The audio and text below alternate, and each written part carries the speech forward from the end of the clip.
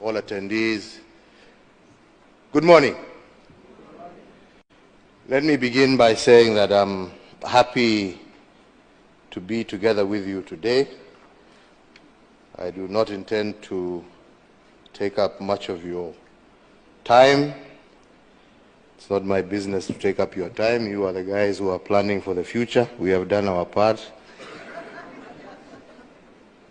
So ninimalize niende nikafanya yangu ya nyumbani na nyinyi muendelee. But let me begin by appreciating through you, Dr. Davis, the University of Nebraska and your entire team for inviting us to come and join you and to give some of our perspectives that could hopefully give our continent the ability to take charge of its health sector in collaboration with other international organizations, but more importantly with our own organizations such as our Africa CDC, as is represented here.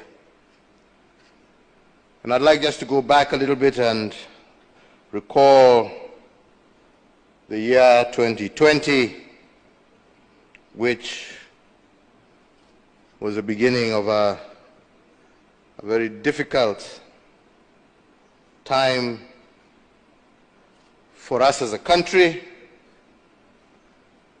for the world, but also for me individually. When our world basically came to a standstill, taking everybody by complete surprise and forcing nations to begin to ask themselves when this pandemic would actually arrive at our respective doorsteps. As president at the time, and in consultation with my cabinet, we found it prudent, well before the disease was found within our borders, to set up the National Emergency Response Committee on Coronavirus. The role of this committee, chaired by the then Cabinet Secretary Mutahi Kagwe, was to help steer the country and to navigate the uncertain season with an emphasis on coordinating capacity building of medical personnel and other professionals to enable our country to respond quickly and effectively to any suspected cases or outbreak of the virus that would occur or could occur at that time anywhere in the Republic. Other roles of this committee included enhancing of surveillance at all our points of entry, preparation of national and county private isolation and treatment facilities, because we began by having immediate sessions, and I convened an immediate session with the Council of Governors to work on this. We began to coordinate the supply of testing kits that would be critical, looking out for medical products, supplies, pharmaceuticals, and masks, and other protective gear that were available within the Republic, as well as identifying isolation and treatment facilities, as you heard a little bit from Amit, who spoke before me. And all this we did knowing that sooner or later we would be confronted by the coronavirus. And all these measures we put in place in the month of February 2020, and indeed, as fate would have it, on the 13th of March the same year, we got our first ever COVID-19 case, a 27-year-old woman who had just traveled to Kenya from London. This, ladies and gentlemen, marked the beginning of a long year, not only in the health sector, but throughout all sectors of Kenya's economy. It affected us economically, socially, and as of all of you know, our Kenyan culture is founded on community, on gatherings, and these, unfortunately, became the first casualties. For we had to ban all public gatherings.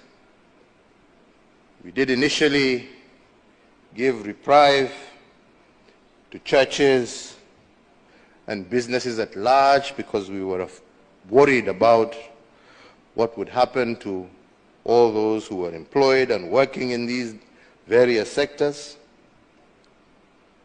But again, unfortunately, within no time, it became impossible to keep that going. And we had to pull the plug totally on all in-house kind of gatherings and proceeded to institute a total lockdown of the country. This was a very bitter pill for Kenyans to swallow, but it was a necessary measure to help curb the virus and protect the people of Kenya.